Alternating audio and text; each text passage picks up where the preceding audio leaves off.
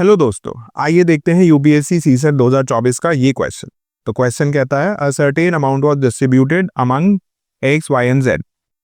Question is who received the least amount and statement 1 says x received 4/5 of what y and z together received and statement 2 says y received 2/7 of what x and z together received। तो एक given amount है, आपको बोला गया है कि ये जो अमाउंट था इसको तीन लोगों में बांट दिया गया। ये x है, ये y है, ये z है ना। तो आपको बताना लीस्ट किसको मिला। ठीक है, तो आप पहले स्टेटमेंट 1 देखते हैं। स्टेटमेंट 1 क्या कहता है? x received 4/5 of what y and z received.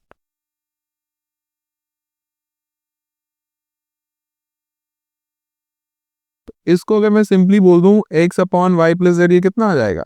4/5, right.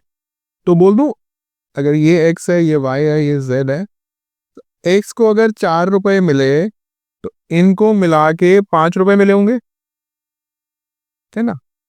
This is just an assumption, है ना। तो मैं अज्यूम क्यों कर रहा हूं? बिकॉज मुझे एक्चुअल नहीं निकालना कितने किसको मिले, मुझे बस ये देखना कि कम से कम किसको मिले।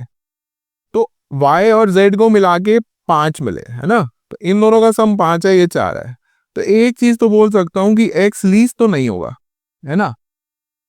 y या z में से ही कोई लीस्ट होगा, बिकॉज इन दोनों का सम 5 है ना। तो एक अगर 4.5 हो गया तो दूसरा 0.5 हो जाएगा। ठीक है, तो वर्स्ट केस सिनेरियो भी लेके देखेंगे तो इन दोनों में से एक बड़ा हुआ तो एक छोटा होगा, लीस्ट ये नहीं होगा।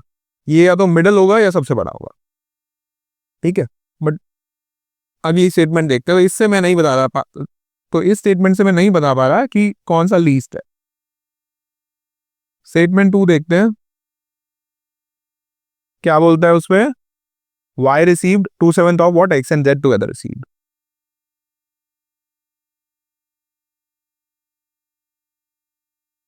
ठीक है,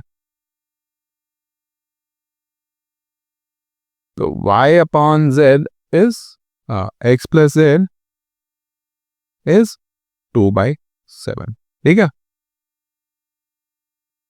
अब क्या स्टेटमेंट 2 अलोन यूज करके मैं कुछ बता पा रहा हूं? स्टेटमेंट 2 अलोन का सिनेरियो क्या बनेगा? सेम जैसे मैंने स्टेटमेंट 1 का बनाया था कि इन दोनों का सम है 7 और ये है 2। तो मे बी ये भी लीस्ट हो सकता है, बट श्योरिटी नहीं है ना। क्या पता ये 1 हो जाए, ये 6 हो जाए। बट इन दैट केस, अच्छा अभी स्टेटमेंट साथ में यूज नहीं करनी, इंडिविजुअली यूज करनी है। तो इस स्टेटमेंट अलोन से भी मैं कुछ नहीं बता सकता, है ना। तो इस स्टेटमेंट अलोन से भी मैं कुछ नहीं बता सकता कि लीस्ट कौन होगा।